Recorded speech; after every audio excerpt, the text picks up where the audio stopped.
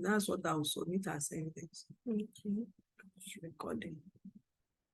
Okay. You can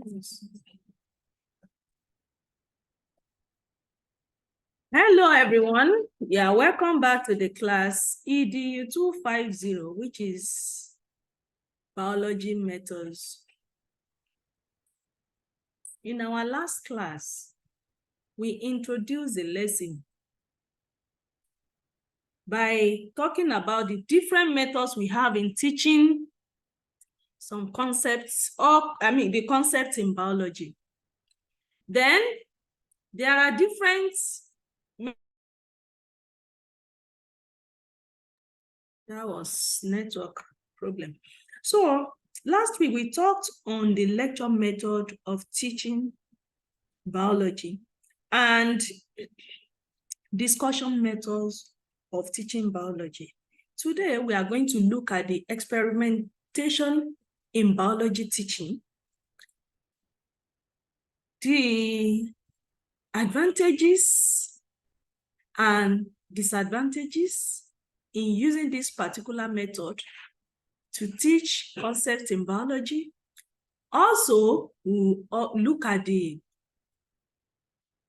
suggestion for the effective use of the experimentation methods of teaching in biology.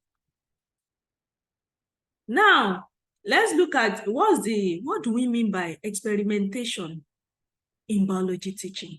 It simply means it's a method of learning science, or you can say learning some concepts in science.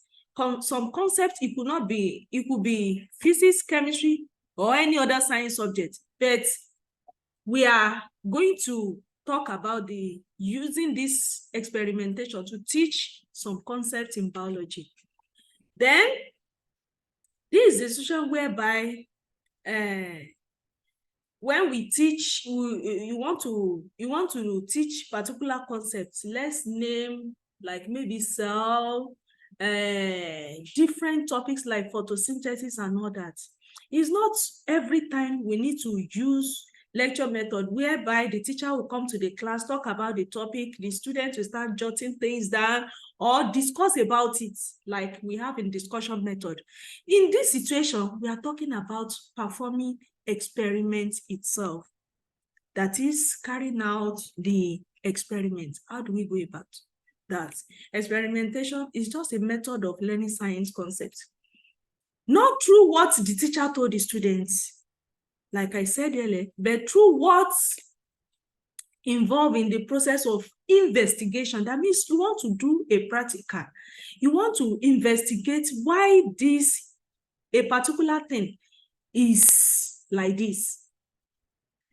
Then you want to carry out the experiments as well as other practical activities in a particular concept.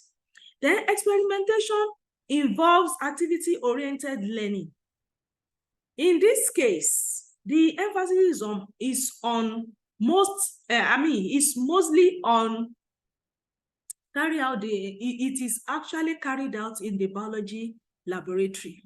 For example, we want to dissect a rat, dead animal. This will not be done in the class.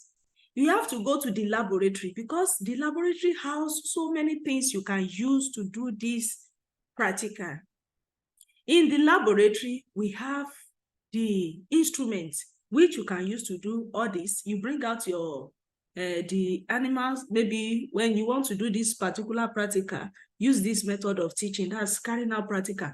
You tell the students, when you are coming tomorrow, some of them will have rats or whatever in their homes, or when they are coming to the school, they may see such. In fact, by the time you tell them when you are coming tomorrow, please we need to do experiments, we need to do practical, bring dead rats. They will be so inquisitive. It will make them to have interest. They want to know what you want to do. They will actually look for it. If they don't see them, they will disturb their parents that they need this or they want to do practical in the school tomorrow. So when they bring such animal, you go to the laboratory. That's where you tell them, okay, let's use it. You equip yourself by using maybe gloves. Then bring out all those tools which you use to dissect and all that. So, like I said, the laboratory is a room or building that is set aside for specific investigation. Experimentation is a means of acquiring science process skills, such as observation. You should be able to observe. Like, for example, when you are given a specimen, like this is a bottle. Okay, you should be able to observe. This color is purple. This is a bottle. This is this and all that. You understand?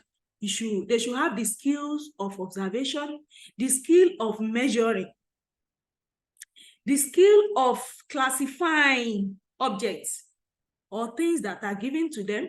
They should be able to define variable operationally. They should be able to have the skill of designing experiments, interpreting the data that are given to them. Okay, when we carry out the experiments, you should be able to, the instruction given to them, you should be able to interpret it. They should be able to have the skills of hypothesizing. In science, we hypothesize a lot. Then, at the end of the day, they should be able to predict whether this experiment I want to test for starch, the color I'm going to get by the time I add so thing, should be able to predict, oh, this is what I'm going to get at the end of the day. But in science, we don't stick onto the prediction. Okay, we actually predict this the color we are going to have, color blue, when we add iodine or whatever. But until the experiment is done, that you finally get that blue color, that's when you can now stick to your prediction. So experiments in biology can be carried out by individual, that is students or group of students. You can group them. If, for example, you have few students in the biology class, you can give them different space. Yeah, you work on this, work on that.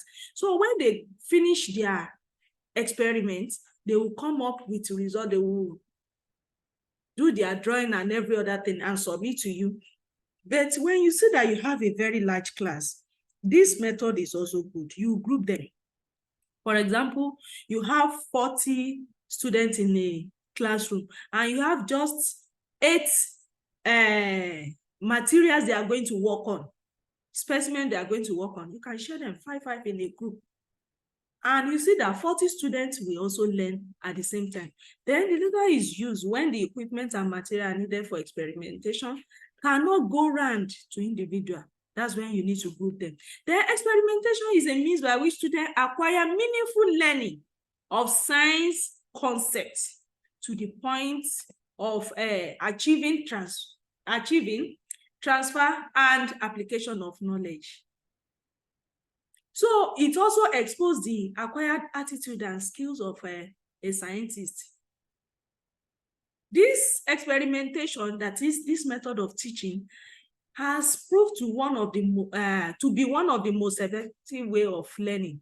Because when you look at it in science or in biology, particularly, you must carry out the experiment. We have biology practicals. For example, in our secondary schools, senior secondary class, when you are doing a topic, you see that on their even on their timetable, when they are planning for a term, on the timetable, you will see that there is room for biology practical, and mostly is 2 hours that they use. So you can see when you are carrying out the practical, you are doing experiments at the same time. Then the laboratory work, it is involved in the process of experimentation. That is, it can be broken down into different phases. And these phases involves the whole class activity. When you want to work in the laboratory now, we say it involves, it can be broken down into different phases. And the phases, we want to mention them one by one. Please note, phase 1, in laboratory work. We call it pre-laboratory session. Phase 2 is called laboratory session. Phase 3 is called post-laboratory session. Now let's take it one after the other. Phase 1, which is pre-laboratory session. For biology teacher to carry out the effective experimentation in biology laboratory, Then you must carefully plan. You must organize properly.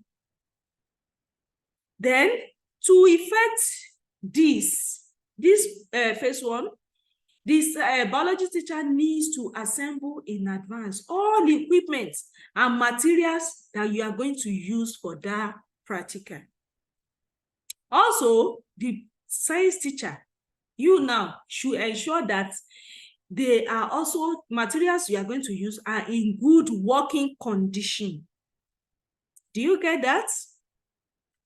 Then subsequently, the experiment is a trial test, tested by carrying it out to carrying out first to ensure the chemical to be used are still very active, and the procedure carefully followed by the teacher. Now, when you want to carry out the experiment, you want to test whether test the acid on the blue litmus paper or the red litmus paper. You do what? You get the acid and base ready. You must have gotten that litmus paper. Check which one is acid. When you put it in the acid, what will it give you? When you put it in the base, what is going to give you? You must have all this. You must have done this. Test the chemical they are going to use. Do the practical on your own. Know the results before giving it to the student to do. This is what we do in phase one pre-laboratory session. Then another important thing in pre-laboratory session is that sitting arrangement of students are put into consideration. You must consider their sitting. You must make sure all the stool they use in the laboratory, not the chair we use in the classroom, are in good condition. It's not the one that will tear their shirt and or the one that will make them to fall down.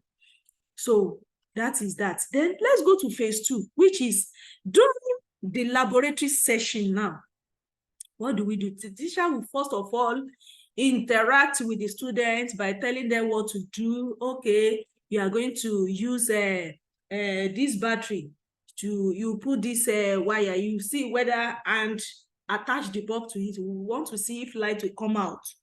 Then want to see, for example, another one in biology is photosynthesis. So all these practicals, you will discuss it with them first. Then the procedure to be followed in carrying out the assignments, that's the practical. Then you should also let them know to avoid the incidence of accidents in the laboratory.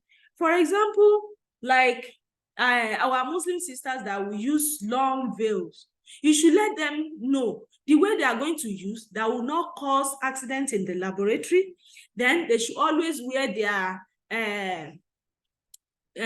laboratory coats. They can wear that on the particular hijab or wherever big gown they are wearing. Then you should also let them know that maybe eating in the laboratory is dangerous. Though when you are working with a particular chemical, you have to cover your nose and all that. This is what happens in phase two laboratory session. Now let's look at the phase three, which is post-laboratory session. On this session, the teacher discusses the result of the investigation in order to clarify students who may be in doubt.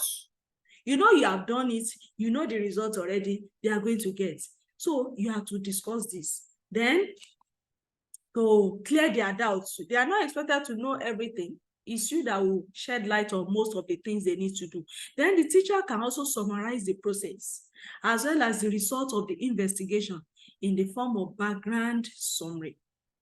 And finally, on phase three, students are allowed to clean up their tables after the experiment, wash up the equipment, and tell them to be careful so that they won't break some of these breakable tools they are going to use, like beakers and others, pestle and others. So it is very important you let them be aware of what they need to do after the experiment. Now let's look at the advantages of experimentation in biology.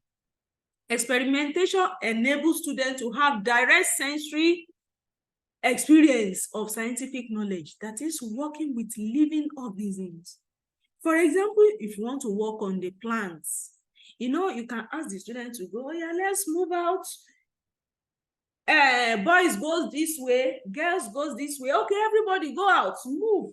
Go and get plants. Okay, tell them to get different plants. When they come to the classroom, just come with one when they come. Is when they come to the class, you now start classifying them. Okay, this one belongs to weed, this is grass, and all that.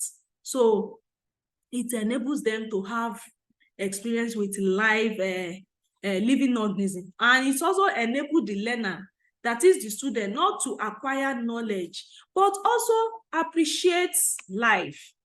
Then in experimentation too, it fosters opportunity for the acquisition of science process skills. Science process skills, like we said the other time, all this observation, manipulation, measuring things. Okay, we want to measure 2 centimeters of this. Maybe when you are using the ruler. So our paper or whatever thing we want to measure should not be more than 2 centimeters. You put your ruler to do the measurement. Or we need 2 liters of water. You use your beaker and whatever to get the quantity you want. Also, you should be able to classify. Like I said the other time, when you get different types of plants, you can classify which one is weed, which one is grass. Then it also helps in retention of information as the students interact with the scientific process. When you are having the scientific, we are interacting with scientific process, observing, manipulating, measuring, classifying, hypothesizing, and all that, you will retain whatever thing you learn during that process. Skills, you will retain it in your memory. Then the use of experiments helps students to develop scientific attitude.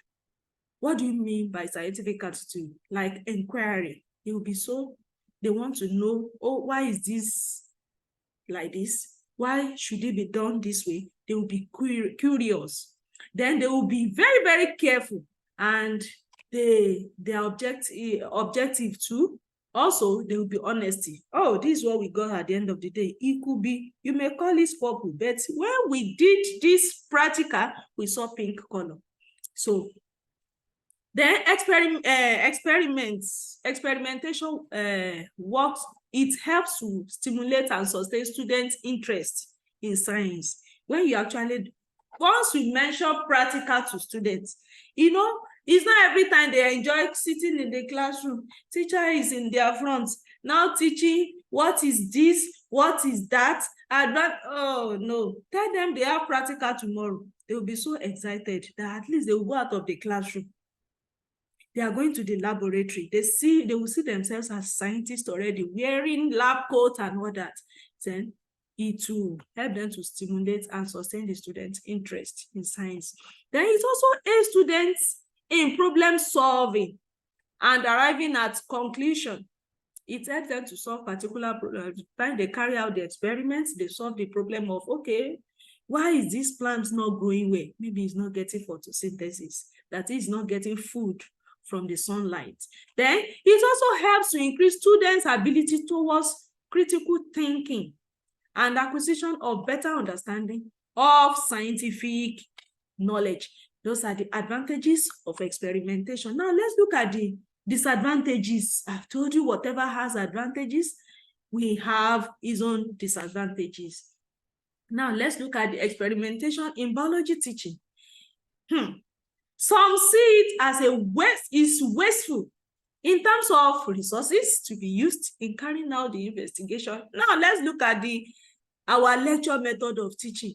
That's majorly they may not make use of the instructional materials. So when a teacher is used to lecture method, they may not actually see experimentation as a good method of teaching because it wastes their time and the resources. It's also time consuming. Yes, you want to carry out the practical. I told you in the scheme of work, when they are doing the timetable for a school, practical is always 2 hours. You may stay more than that. So, but when you want to teach that particular concept in the classroom, in fact, within 45 minutes, you are done. So it consumes time. It also exposes the teacher's ignorance on those areas is not competent enough to handle. Yes, but if you want to use it well, you must have done that experiment ahead of the student to know it.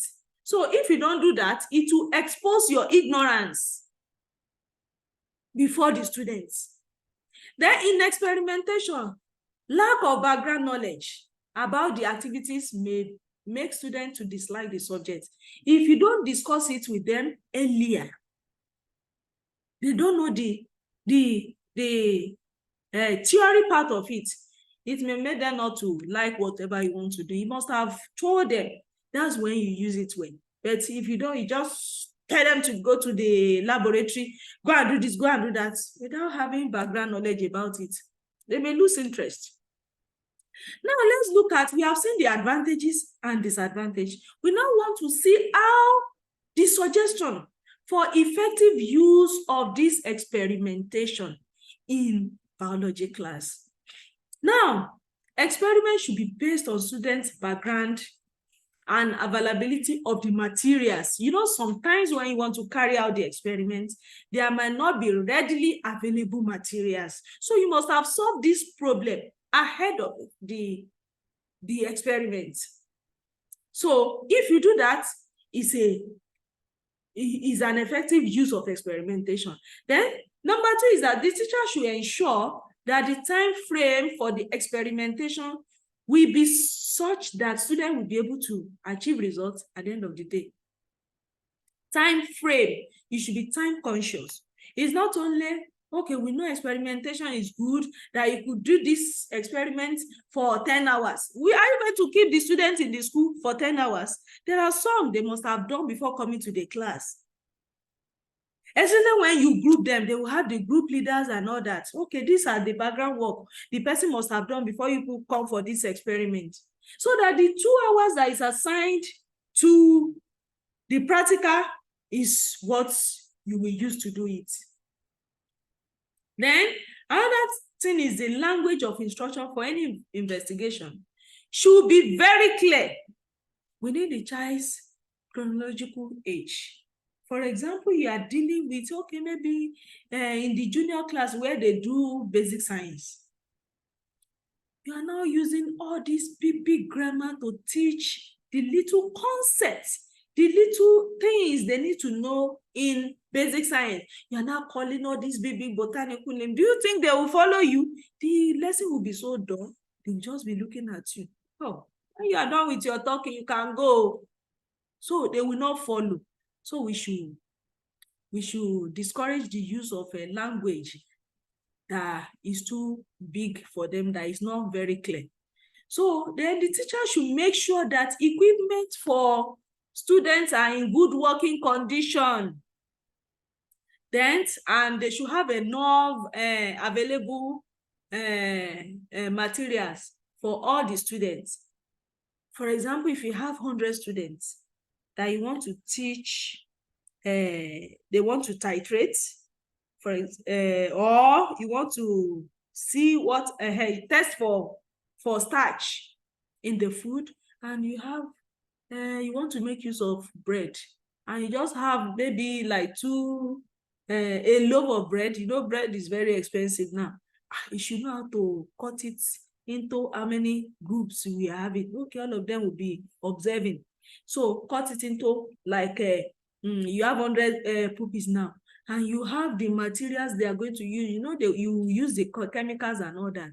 You should be able to group them. When you group them, and now 10 people to one table, then they will be carrying out that experiment. All of them will be observing whatever that is happening, and they will be recording whatever they are saying during that class. So those are the suggestions that we can give to the teachers for the effective use of experimentation in the biology class.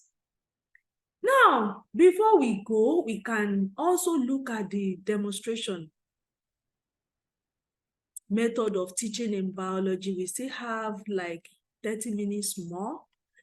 So let's quickly look at the demonstration method of teaching. Demonstration method of teaching means a display or an exhibition that are usually carried out by the teacher while the students watch. You have to demonstrate. For example, when you are doing that experimentation, you can come to the front of the class, bringing out your bulb when you are teaching your basic science. The bulb, the battery, the wire you are going to connect together to show them light. Or when you want to even teach them how to draw, when you want to teach them how to measure, you should have a board where you show them, we get 2 centimeters from here, using your ruler and maybe your marker. Show them this how you carry out your measuring and all that. You should be able to demonstrate before them. You do it first, they will watch you. Then it will enable them to do it on their own. Then demonstration can be used to carry out expensive or difficult experiments, which may be exposed to students, which may expose the student to danger. So when you demonstrate for them, they know that, oh, whenever they use, what is it called? Carry out some experiments in the laboratory, then the gas will explode. Once you people have done it, already they know there is danger in this. Then you have demonstrated, it's just for them to watch, and they will be very careful when they want to do such experiments. Then there are some advantages and disadvantages of using this demonstration in teaching. There are also some suggestions that we will also briefly talk about. Advantage of demonstration is that it will make them to actually see what we are talking about. Then disadvantages is also consume time. For example, they will first look at you doing it before they can do it, instead of them to go into it and actually carry out some experiments. Then in the next module, we are going to have what we call concept mapping, constructivism, use of analogy, and focus group discussion in this EDU250, which is methods of teaching in biology. All these topics or methods of teaching, they also have their advantages and disadvantages. Also, the effective use of these methods of teaching. Aside that, we will also look at the guidelines. Okay, we will also look at the guidelines of for effective use of focus group discussion. Now, in this class also, we will look at the how to write a good lesson plan.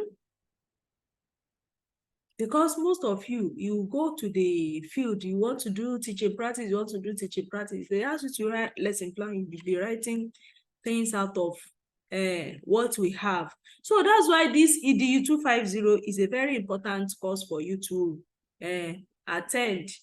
When you attend it, it will expose you to how to do so many things that you need to, that you meet when you get to the field. Also, the way we can state our objective when we are writing the lesson plan.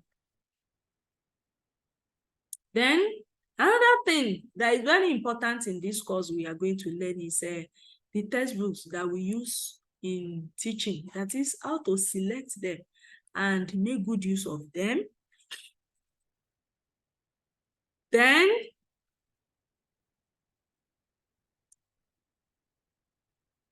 I hope you all have access to your course materials. I've told you, if you don't get the course materials at the study center, the hard copy, go online. You go online, go to now courseware.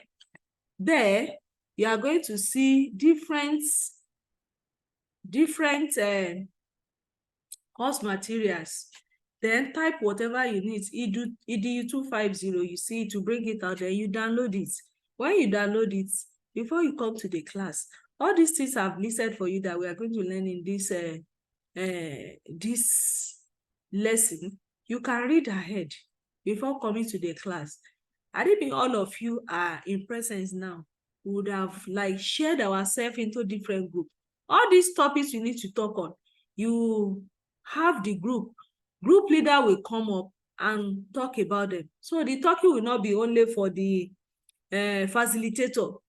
Now, in every class, I would like us to talk about the improvisation. What do we mean by improvisation? Improvisation simply means when, for example, you want to do all those practicals we talked about in other experimentation, and all the materials you need to use are not available. What do? You improvise in order to make your lesson interesting before the students. Now, if you want to do measurements in you want to know the amount of rainfall we have in a year. Yes, the instruments you are going to use for that can be improvised. Like, which materials do you need? You need rain gauge, you need funnel, you need beaker, you need water, the rainfall. So what do you do? It's just for you as a teacher to think of, okay, what can we do to make this thing done? Okay, you know, some of your students, it's not all of them that are good, that have this cognitive sense of learning. So some prefer using their hands to do things. You note such students in the classroom. Some, you tell them when you are coming to the class tomorrow, we're coming to school tomorrow, please, on your way or dump sites, you go there, get some containers for us, maybe tin milk, do you know this feeding bottle they use for children that are still very, very tender? So the ones that they are not using again, if you see the cups there, plastic cups or whatever cups you see there, you can pick it. So by the time you tell them to bring all these things to the school, you are improvising. Or look for a furniture around the school compound. Or you have technical laboratory in the school. You take these students there, take the children there. They can do some of these things. Okay, we want to carry out experiment on measuring the volume of water, rainfall. So what we need to do, we don't have already made materials in our laboratory. We have to improvise them. We have to produce something replica or something close to that, so that at least we have an idea. We won't say because there is no material, we are not going to do that practical. No, make use of the students, you and them. Do it together. Then you can involve the carpenter or a welder or any artisan that is close to the school environment that can help you with such materials. So whenever you are using these different methods of teaching, you should know that in biology, almost all the concepts in biology needs to be practicalized. That's why the experimentation is very, very important in teaching concepts of biology. So when all those materials are not available for such experiments, you should know you are going to do something to deliver your lesson. And when we want to do this lesson, you know, you have to prepare it first. That's another thing that I said we are going to learn in this course. We should learn to write good lesson plan. And when you are writing your lesson, you should be able to state the objectives. That is what they need to know. And your objective must correspond with your evaluation. This is what will make the teaching and learning to be effective. And you find out that the students will always like to come to your class because they are going to learn in an easy way, and everybody will be happy at the end of the day. Any question?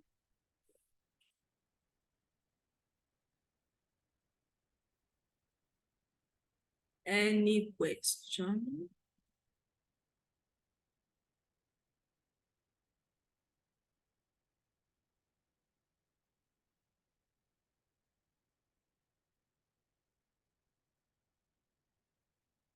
Please inform your friends, your classmates, your colleagues